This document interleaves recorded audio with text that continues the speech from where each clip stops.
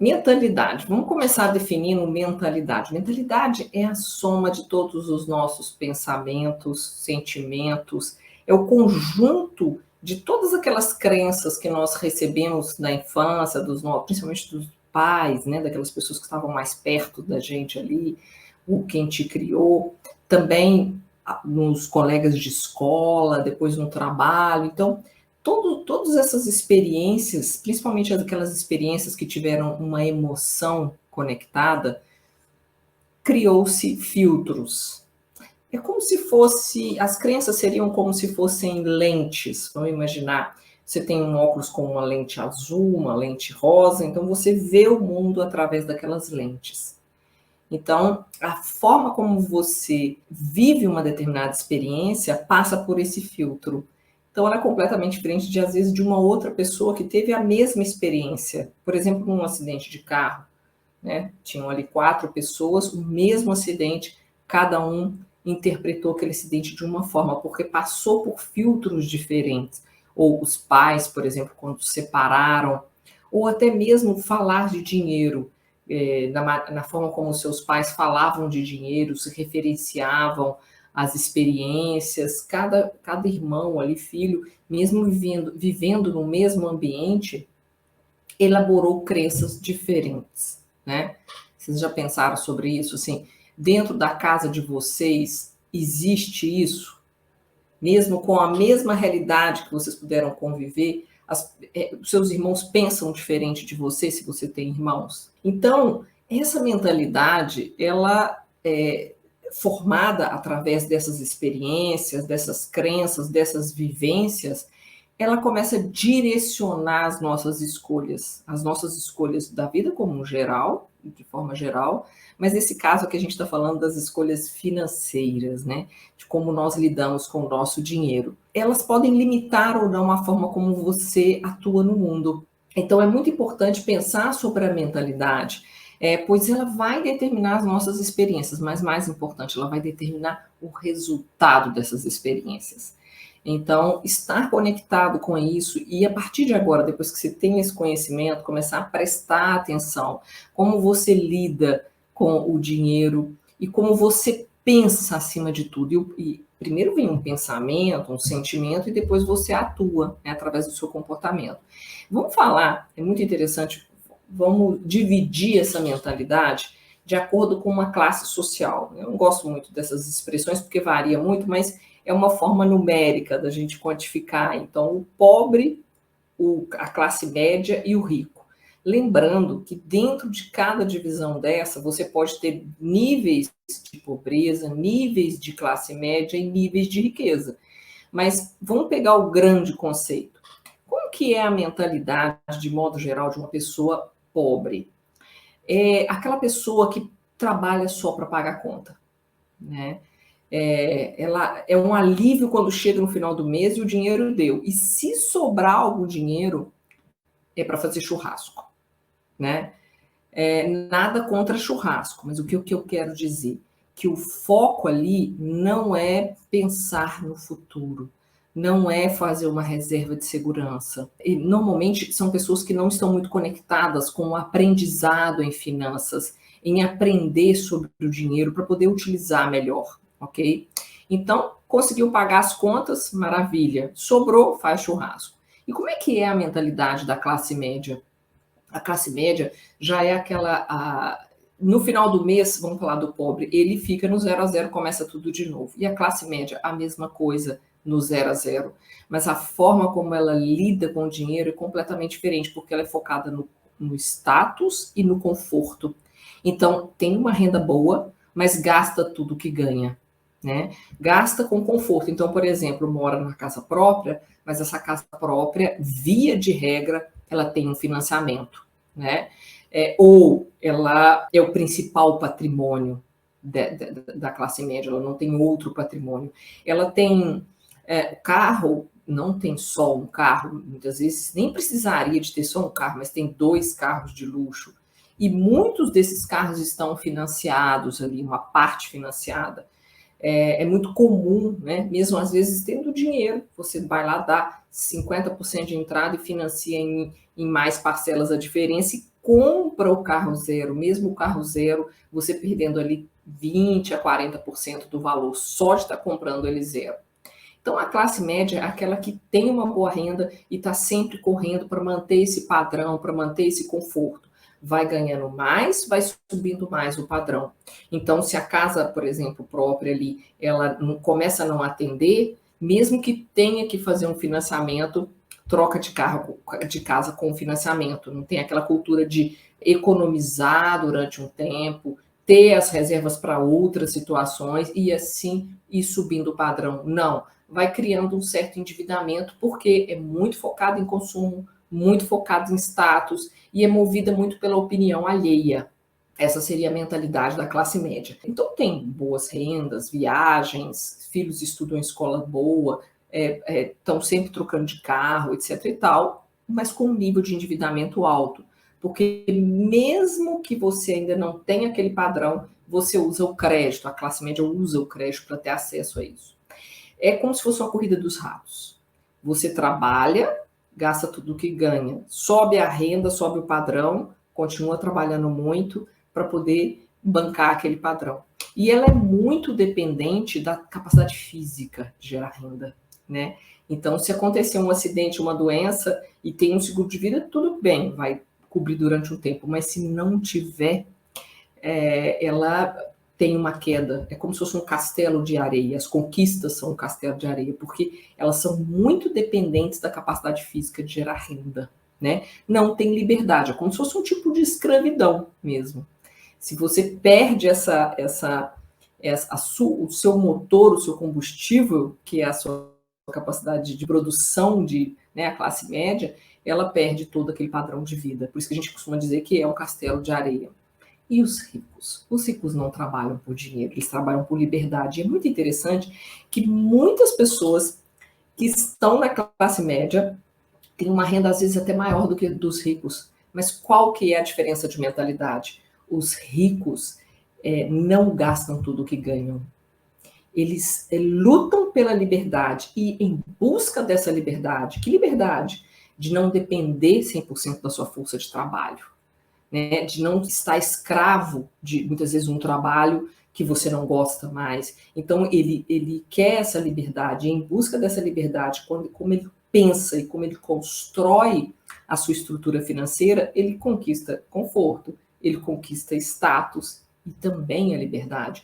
Isso tudo fornecido pelo dinheiro.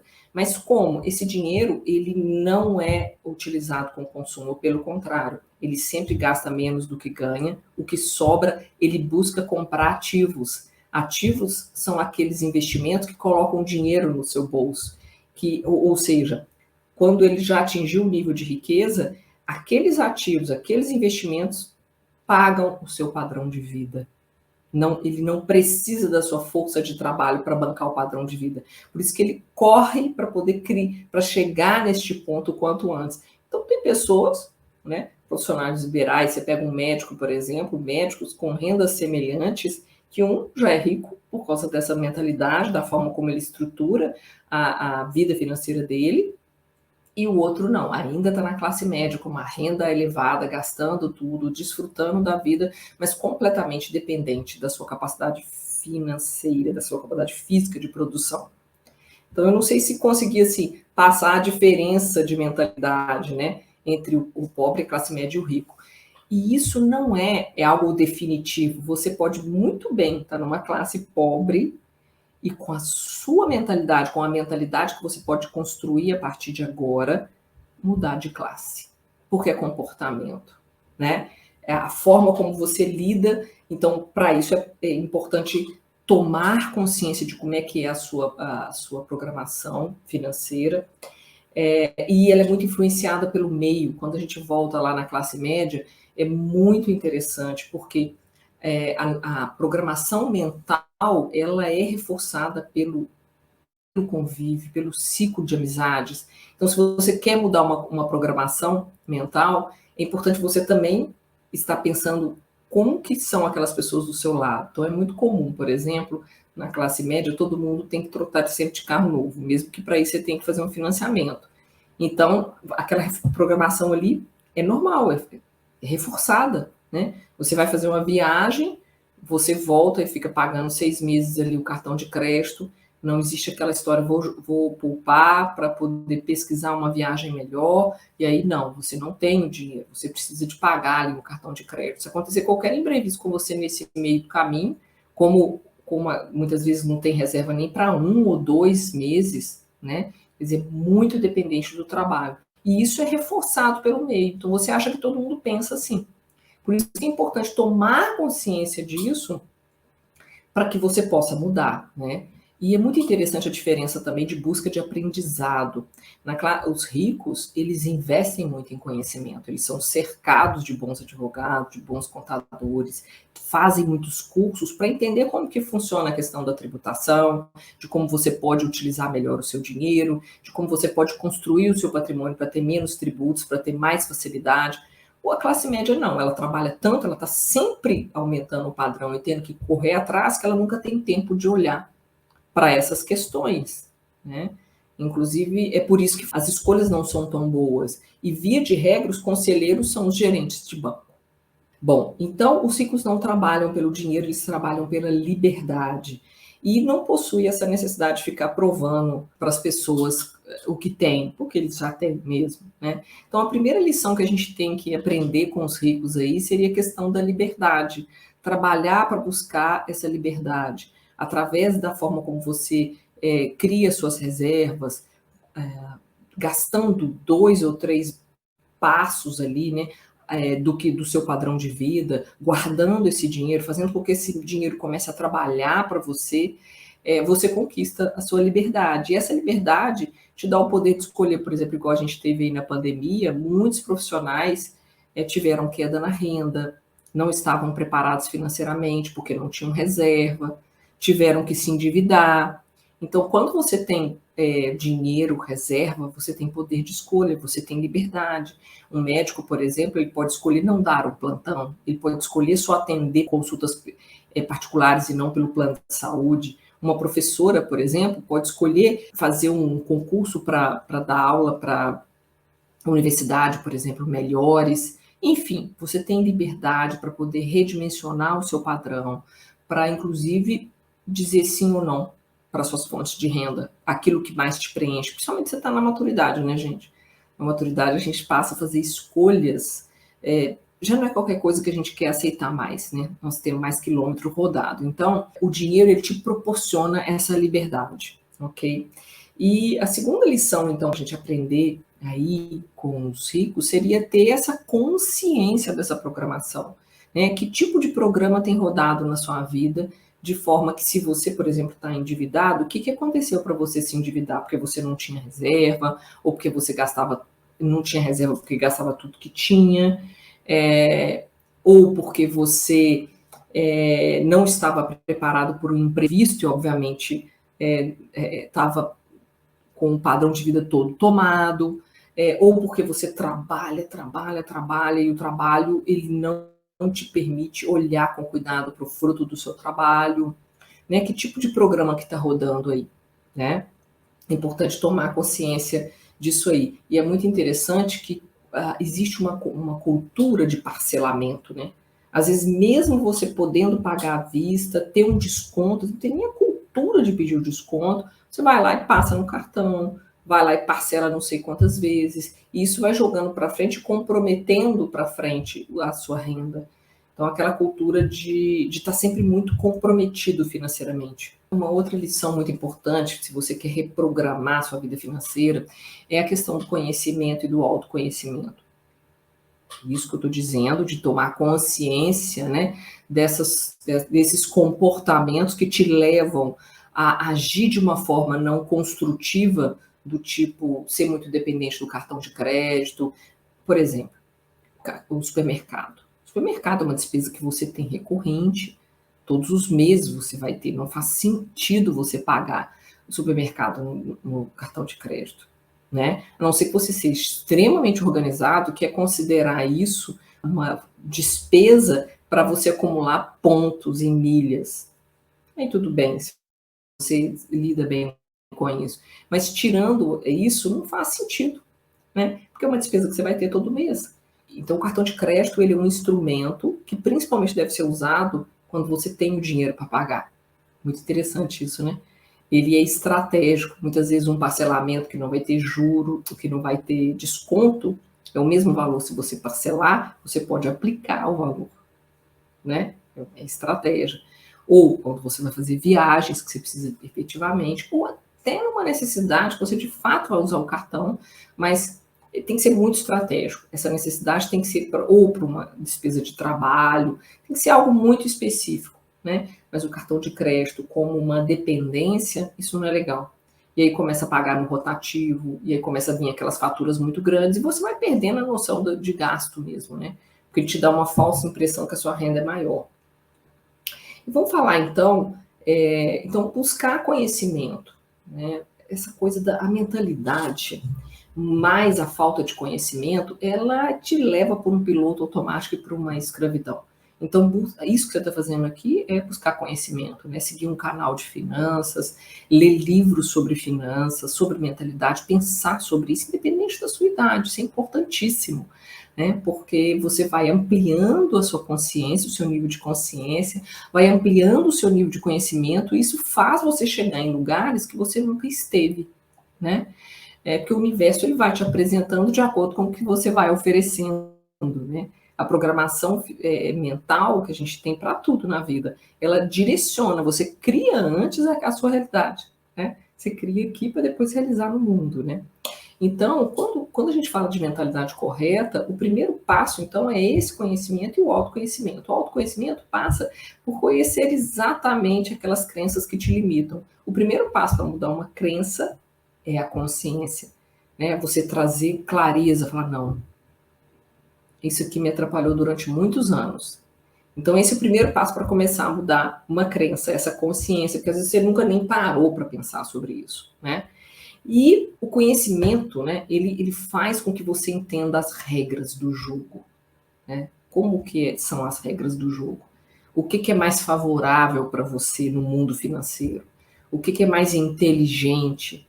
É você conhecer as grandes oportunidades que tem de você crescer um patrimônio, por exemplo, com menos dinheiro do que você imagina, né? Então, quando você conhece, começa a se dedicar a estudar como você pode fazer mais com o seu próprio dinheiro, como você pode conquistar essa liberdade, isso te dá mais poder, poder de escolha e uma vida mais tranquila. Porque, com certeza, uma pessoa que tem uma reserva financeira, que está em busca da sua liberdade, está construindo ou já tem a sua liberdade, tem muito mais saúde. A tendência é que essa pessoa tenha mais saúde, porque ela vive sob menos pressão, né? E, então, a mentalidade correta é conhecer as regras do jogo. Isso é muito importante, falar de dinheiro, né? Outra coisa é o meio que você vive, né? Começar a prestar atenção na cultura que está, né, ao seu redor. É muito importante a postura de empreendedor. E aí, quando eu falo de espírito empreendedor, é o espírito, não significa que você tem que ser um empreendedor. Você pode ser um CLT ou um funcionário público com um espírito empreendedor. O espírito empreendedor, qual é a diferença, por exemplo, de alguém que não tem? É aquele que faz as coisas acontecerem, né? Que ele dá o tom. É uma pessoa que, em vez de ser vítima e reclamar dos efeitos, ele cria causas melhores para transformar, para criar efeitos melhores. Por exemplo, o efeito de endividamento, o sintoma de uma vida financeira desorganizada é só um sintoma. Qual foi a causa disso? Então, o empreendedor, que tem o espírito empreendedor, ele trabalha nas causas para que esses efeitos sejam diferentes. Então, ele não fica esperando, né, se sentindo... Imagina um empreendedor, uma pessoa que tem um dono de uma empresa, por exemplo. Ele faz as coisas acontecerem, a partir da ação dele que as coisas acontecem, né? Então, esse espírito, a gente pode atuar no mundo independente da forma de trabalho, do seu regime de trabalho, né? Se é CLT, se é funcionário público ou não. A mesma coisa quando a gente traz isso para as nossas finanças e para a nossa vida, de modo geral, né? Então, ser o agente de transformação. Uma postura de vítima, por exemplo, não traz nenhum tipo de mudança na sua vida financeira. Porque quando você coloca fora de você as razões por qualquer coisa que você esteja passando, né? Você coloca fora de você a solução. Então, né? Conta para mim aí o que você pensa sobre isso. E é muito interessante quando a gente fala que os ricos investem muito em conhecimento, muito, em cursos, em livros, em conversas edificantes, conversas prósperas. O primeiro passo para mudar a mentalidade financeira é investir em conhecimento, é buscar um mentor, um método, principalmente se você está na maturidade, e a gente sabe que a maturidade ela traz a rapidez do tempo, a gente tem menos tempo, provavelmente, né? Claro que isso é muito relativo, para viver do que a gente já viveu. Então, aproveitar esse tempo, usá-lo a nosso favor, é essencial. E é muito interessante, eu costumo falar muito que o tempo é algo muito relativo. Não sei se vocês fazem academia, mas se eu te falar para fazer uma ponte, né? Que é aquela ficar de 4 ali, 1 minuto, a percepção de tempo sua vai ser incrível. Então, para de respirar durante 1 minuto. Mas se eu te der um celular e você ficar ali navegando, você fica meia hora sem perceber. Então, a percepção do tempo ela é muito relativa. Por que eu estou dizendo isso? Que mesmo você estando na maturidade, independente da sua idade, qualquer mudança que você fizer brutal agora na sua mentalidade, na forma como você lida com o dinheiro, pode trazer efeitos de experiências que você pode ter em 1 ano que você não teve a vida toda. Ok? Queria falar também, então, acelera isso com um mentor e um método. Paciência, a virtude dos fortes. Paciência ativa, o grande investidor, né? Os ricos aí têm paciência com os ativos para construir isso. Então, quando a gente fala de paciência, se você quer comprar a sua casa, muitas vezes 3 anos que você passar ali com disciplina financeira, juntando, é muito mais inteligente que você fazer um financiamento, se você quer trocar de carro, né? Então, a paciência, ela é muito importante quando a gente lida com o dinheiro, porque a gente precisa de deixar o tempo fazer o trabalho dele. E essa paciência é muito importante ser acompanhada de disciplina. E eu sou apaixonada com esse conceito de disciplina, de ser discípulo de si mesmo, discípulo daquilo que você determinou que é importante. Então, por exemplo, você entra no palco da sua vida, assume o papel principal e fala, isso aqui funciona para mim. Para algumas pessoas é muito interessante, eu vejo muita gente copiando, porque fulano investiu em ação, na bolsa, não sei o quê. E aquilo ali, você não vai ter tempo, nem paciência de estudar, nem de acompanhar. O que você vai caçar, né? Você vai buscar investir naquilo que você não vai acompanhar. Porque fulano está fazendo, né? Então, para com isso, entra no palco da sua vida, determina aquilo que é importante, que funciona para você, a forma como você organiza o seu dinheiro, a forma como você faz as suas reservas. Você vai determinar o que funciona para você. Para de efeito manada. Determinou aquilo que é importante, não, eu quero juntar, né, formar uma reserva para isso.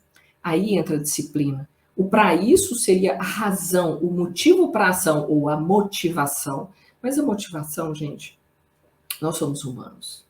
Tem dia que a gente acorda e nós não estamos com motivação mesmo. Estamos virados. Então, se você for depender da motivação para poder conquistar as coisas na vida, você não vai conquistar. Né?